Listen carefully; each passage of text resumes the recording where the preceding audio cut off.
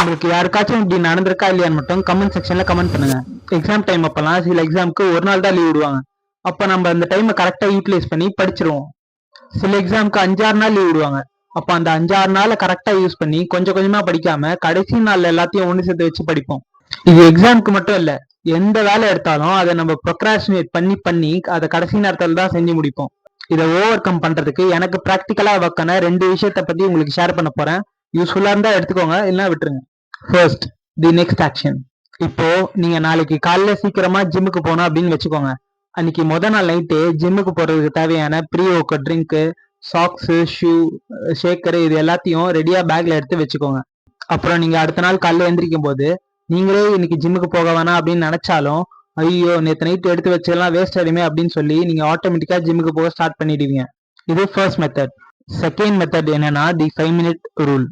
எனக்கு இன்னைக்கு இந்த விஷயத்த செய்ய மூடே இல்லை அப்படின்னு நினைச்சாலும் சரி, அதான் டைம் இருக்கே இதை நாளைக்கு செஞ்சுக்கலாம் அப்படின்னு நீங்க நினைச்சாலும் சரி, இந்த 5 minute ரூலை மட்டும் ஃபாலோ பண்ணுங்க. உதாரணத்துக்கு இப்போ உங்களுக்கு ஒரு புக்கு படிக்கணும், ஆனா அதுக்கு இன்ட்ரெஸ்டே வர மாட்டேங்குது அப்படின்னு நீங்க நினைச்சீங்கன்னா, அன்னைக்கு அந்த புக்கை ஒரு 5 minutes மட்டும் திறந்து வச்சு படிக்க ஸ்டார்ட் பண்ணுங்க. அந்த 5 minutes கழிச்சு உங்களுக்கு அந்த புக்கை படிக்க இன்ட்ரெஸ்ட் இல்லைன்னா விட்டுருங்க.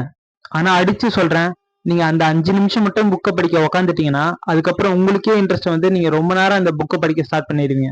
இந்த மாதிரி உங்களுக்கு எந்தெந்த விஷயம்லாம் எனக்கு இன்னைக்கு இன்ட்ரெஸ்ட் இல்லை நாளைக்கு பார்த்துக்கலாம் அப்படின்னு நினைச்சாலும் அதுக்கு இந்த 2 மெத்தட் மட்டும் ஃபாலோ பண்ணுங்க. Definitely you will get a progress.